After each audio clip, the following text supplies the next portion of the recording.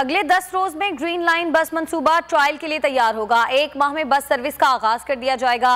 विफाकी वजीर असद उमर ने खुशखबरी सुना दी। ट्वीट में कहा कि 2 हफ्ते के ट्रायल ऑपरेशन के बाद वजीर आजम इमरान खान 25 दिसंबर को मंसूबे का इफ्तिताह करेंगे।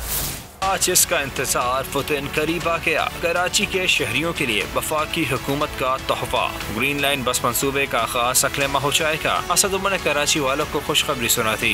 ट्वीट में वफाकी वजीर असद उमर का कहना था कि कराची ग्रीन लाइन मंसूबे पर काम मुकम्मल हो गया। अगले 10 दिन में ये मंसूबा ट्रायल ऑपरेशन के लिए तैयार होगा। 2 हफ्ते ट्रायल ऑपरेशन के बाद 25 दिसंबर को कमर्शियल ऑपरेशन का आगाज कर दिया जाएगा। वज़ीर आज़म इमरान खान मंसूबे का इफ्तिताह करेंगे। ग्रीन बस मंसूबी है, मजीद बसें भी जल्द पहुँच जाएंगी। पहले फेज में green line bus service Sarjani town से नुमाइश चौरंगी तक चलाई जाएगी। बाद में टावर तक मंसूबे का तौसीई हिस्सा भी मुकम्मल किया जाएगा।